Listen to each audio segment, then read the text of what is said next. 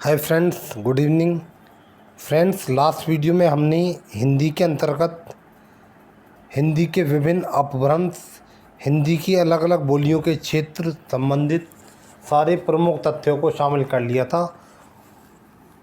अब हम अपने अगले वीडियो में आते हैं और जानने की कोशिश करते हैं कि क्या क्या हमारे लिए और इम्पोर्टेंट रहने वाला है, कि क्या क्या हमको और जानना है, प्रमुख तथ्य। देखो, इसके बाद हमारा अगला है टॉपिक जो डला हुआ है, ये देवनागरी लिपि। ठीक है, ये किसके अंतर्गत पढ़ रहे हैं? हिंदी भाषा के विकास के अंतर्गत हम ये पढ़ रहे हैं, ये देवनागरी लिपि। सबसे पहले हम ये जानेंगे लिपि होती क्या है। तो भाषा को लिखने के लिए लिपि की आवश्यकता होती है। भाषा को लिखने के लिए लिपि की आवश्यकता होती है। प्रत्येक भाषा की अपनी लिपि होती है और प्रत्येक भाषा की अपनी अलग अलग लिपि होती हैं। एक भाषा को एक से अधिक, देखो सिंपली कहने का मतलब है किसी भी भाषा को लिखने के लिए प्रयुक्त होने वाले चिन्हों को हम क्या कहते हैं? लिपि कहते हैं। एक भाषा को एक से अधिक लिपि में लिखा जा सकता है। एक भाषा को एक से अधिक लिपि में भी लिखा जा सकता है। जैसे इंग्लिश का वर्ड है ये, I want to say that. ये क्या लिखा हुआ है? ये I want to say that. ठीक है, ये अंग्रेजी में लिखा हुआ है और अंग्रेजी की लिपि होती है देवनागरी। अंग्रेजी की लिपि होती है रोमन। लेकिन इसको मैंने देवनागरी लिपि में लिख दिया है। अब कैसे? देखो, जैसे I want to say that, तो कहने का मतलब ये हुआ एक भाषा को एक से अधिक लिपि में भी लिखा जा सकता है। अब जो इम्पोर्टेंट लिपियाँ हैं इनका हमें थोड़ा ज्ञान होना ज़रूरी है। जैसे देखो, हिंदी की लिपि देवनागरी है। इससे अलग और कौन कौन सी भाषाएं ऐसी हैं जो देवनागरी लिपि में लिखी जाती हैं? मराठी, संस्कृत। कहने का मतलब हिंदी, मराठी और संस्कृत तीनों की लिपि देवनागरी है। पंजाबी की लिपि गुरमुखी है। अंग्रेजी की लिपि रोमन है और उर्दू की लिपि फारसी है। ठीक है, इसी के साथ हम आगे आते हैं। नेक्स्ट हमारा क्या शामिल हो? उर्दू की लिपि कौन सी होगी? उर्दू की लिपि होगी फारसी। फिर देवनागरी लिपि का विकास। कहने का मतलब है जो ये देवनागरी लिपि है जिसमें हिंदी लिखी जाती है, संस्कृत लिखी जाती है, इसका विकास क्रम क्या है? भारत की सभी लिपियों का विकास ब्राह्मी लिपि से हुआ है। एक सबसे प्राचीन लिपि है, उसका नाम है ब्राह्मी लिपि। भारत की जितनी भी लिपियाँ हैं सबका विकास उसी लिपि से हुआ है। क्वेश्चन बनता है सभी लिपियों की जननी है, तो सभी लिपियों की जननी कौन सी? ब्राह्मी लिपि। क्यों? क्योंकि भारतीय सभी लिपियों का विकास इस ही लिपि से हुआ। किससे? ब्राह्मी लिपि से। फिर आगे, ब्राह्मी लिपि के साक्ष्य 5वीं सदी ईसा पूर्व से प्राप्त हुए हैं। कितनी पुरानी है? ये इतनी पुरानी है कि इसके साक्ष्य हमें कहाँ कब के प्राप्त हुए हैं? 5वीं सदी ईसा पूर्व से प्राप्त हुए हैं। ब्राह्मी लिपि को 2 भागों में बांटा जाता है। एक तो है उत्तर ब्राह्मी लिपि और एक है दक्षिण ब्राह्मी लिपि। ठीक है, देखते हैं उत्तर ब्राह्मी लिपि क्या है। इससे विकसित लिपि जो उत्तर ब्राह्मी लिपि है, इससे अलग अलग लिपियों का विकास हुआ, जैसे देवनागरी, गुजराती, महाराष्ट्री, राजस्थानी, मराठी। ठीक है, इनका इससे विकास हुआ। और आगे क्या है आपका? उत्तर भारत की लिपियाँ। कहने का मतलब है उत्तर भारत की जो भी लिपियाँ हैं आपकी, उनका विकास किससे हुआ? उन सभी का विकास हुआ उत्तर ब्राह्मी लिपि से। फिर है दक्षिण ब्राह्मी लिपि। इससे विकसित लिपियाँ हैं कन्नड़, मलयालम, तमिल, तेलुगु। यानी कि जो हमारी दक्षिण भारत की लिपियाँ हैं इनका विकास किससे हुआ? इनका विकास हुआ दक्षिण ब्राह्मी लिपि से। कहने का मतलब ये है उत्तर भारत की लिपि हो या दक्षिण भारत की लिपि हो, सबका विकास तो ब्राह्मी लिपि से ही हुआ है। ब्राह्मी लिपि के ही तो भाग है उत्तर ब्राह्मी लिपि और दक्षिण ब्राह्मी लिपि। इसके बाद देखते फिर देवनागरी लिपि के गुण, यानी जो हिंदी की लिपि है देवनागरी, इसके क्या क्या गुण हैं? पहला गुण है जितना लिखा जाता है उतना ही पढ़ा जाता है। जितना लिखा जाएगा उतना ही पढ़ा जाएगा। आप सोचेंगे बोले ऐसा तो हो गई, जब जो लिखा हुआ है वो तो पढ़े क्या? नहीं, इसका मतलब ये हुआ। अब देखो, जैसे इंग्लिश में कुछ वर्ड ऐसे होते हैं, कुछ अल्फ़ाबेट्स हमारे ऐसे वर्ड्स नहीं, कुछ अल्फ़ाबेट्स हमारे ऐसे होते हैं जिनको अलग अलग वर्ड से प्रयोग किया जाता है तो साइलेंट रहती हैं। कहते हैं ना साइलेंट है ये तो इसमें, इसलिए इसका प्रोनाउंस नहीं करेंगे हम। तो इस हिसाब से इसमें ऐसा नहीं होता है। इंग्लिश में साइलेंट वर्ड्स होते हैं। देखो, इसमें मूक यानी साइलेंट वर्ड नहीं होते हैं। जैसे इंग्लिश में होते हैं तो हिंदी में नहीं होते। तो जितना लिखा जाएगा उतना ही पढ़ा जाएगा। एक वर्ण का एक ही चिन्ह होता है, जिस वजह से एक वर्ण का दूसरे वर्ण में भ्रम नहीं होता है।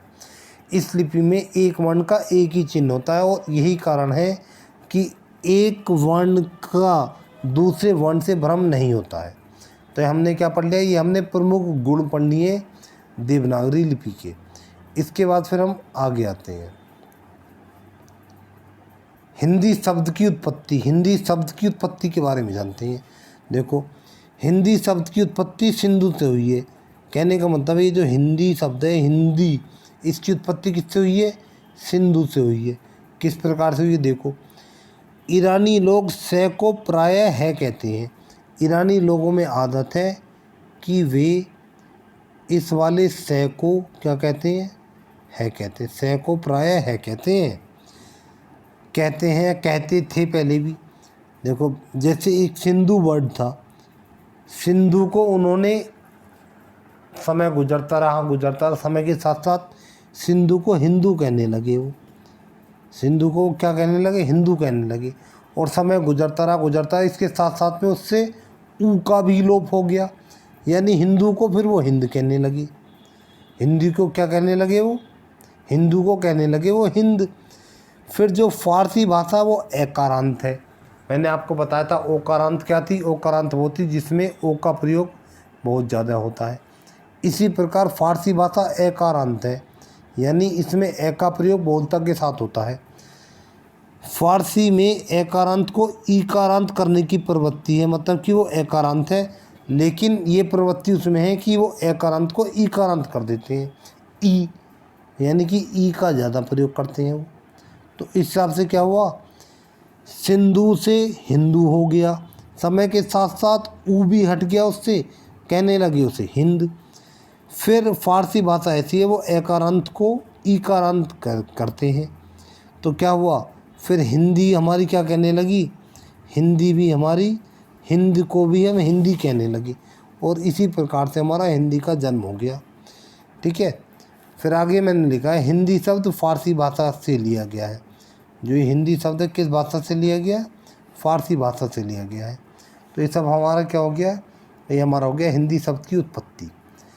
अब जब हिंदी का विकास, हिंदी का परिचय हम पढ़ रहे हैं, तो इसमें हमें ये भी तो जानना ज़रूरी है कि हिंदी की संवैधानिक स्थिति क्या है, यानी संविधान में हिंदी की क्या स्थिति है।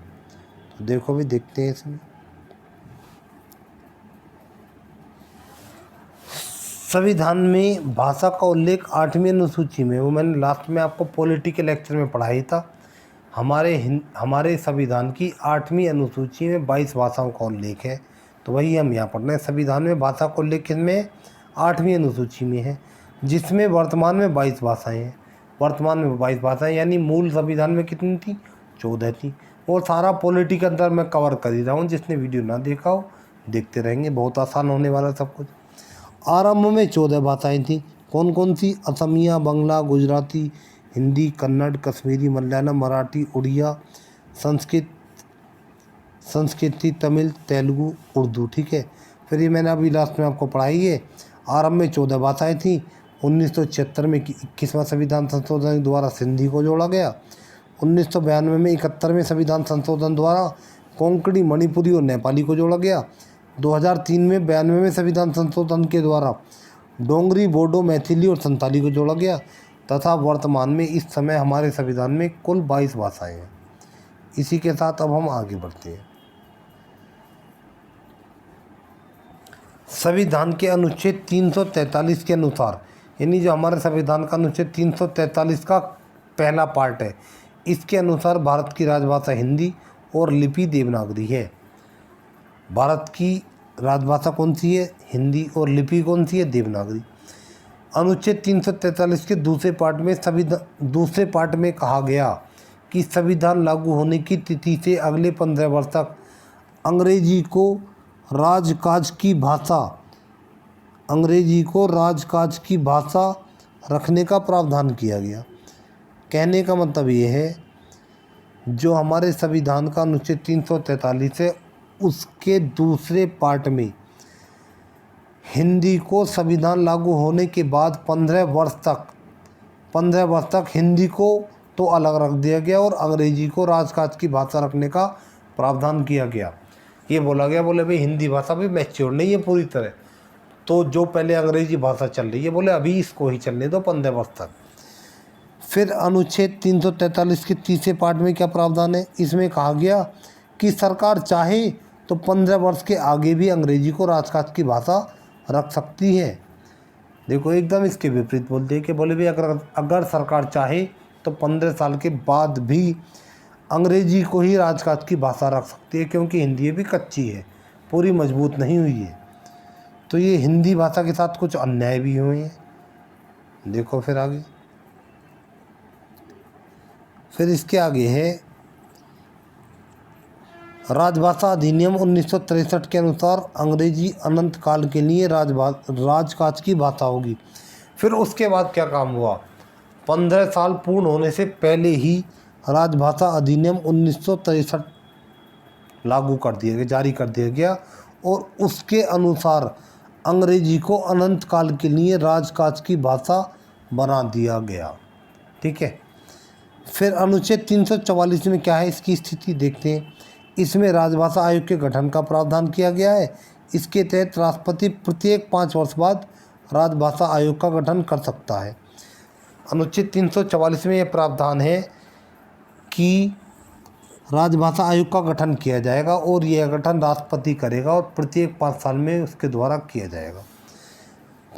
तो जब इसकी बात है तो जो प्रथम राजभाषा आयोग का गठन हुआ था उसके बारे में भी जानना जरूरी है, क्वेश्चन बने हैं।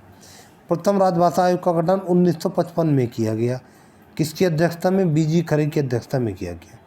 फिर अनुच्छेद 345 में क्या है, राज्यों की कामकाज की भाषा का उल्लेख, यानी किन किन किन राज्यों की कौन कौन सी भाषा उनके कामकाज में प्रयोग में की जाती है, यह उल्लेख है हमारा अनुच्छेद 345 में।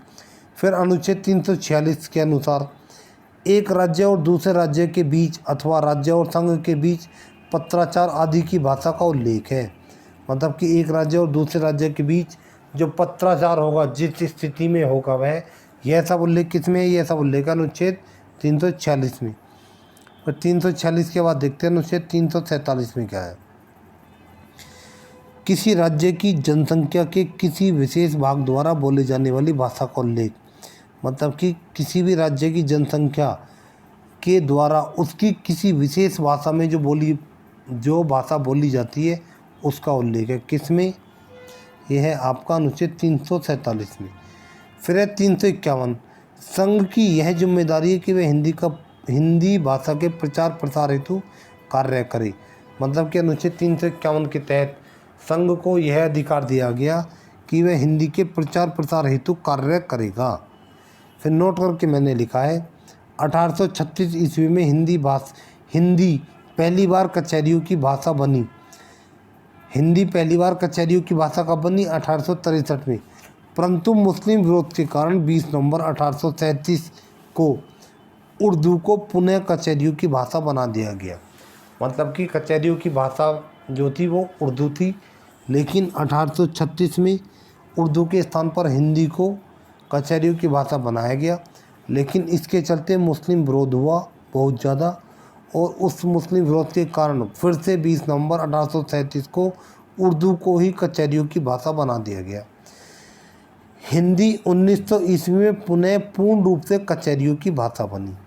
कहने का मतलब है कचहरियों की भाषा को पूर्ण रूप से हिंदी को कब दर्जा मिला, कचहरी की भाषा के रूप में, 1900 ईस्वी में। इसी के साथ अब हम अपने आगे आते हैं आगे, और आपका ये ख़त्म हो गया। फिर उसके बाद मैं आपको जो कराऊंगा वो है आपका हिंदी साहित्य का इतिहास।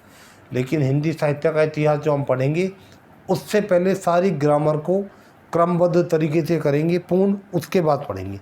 तो ये मैंने आपको हिंदी भाषा का परिचय करा दिया है जो आपके लिए बहुत ही इम्पोर्टेंट रहने वाला है। ठीक है, यहाँ तक आप लोग पढ़ लेंगे। नंबर ये ऑलरेडी मेरा वाटर मार्क के रूप में लिखा हुआ है।